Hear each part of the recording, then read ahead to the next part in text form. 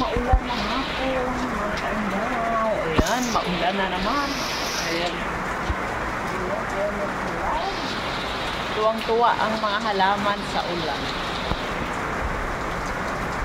Ayan, halaman. Halaman. Ay, nakita pala yung ano, yung hanger pala. Ayan,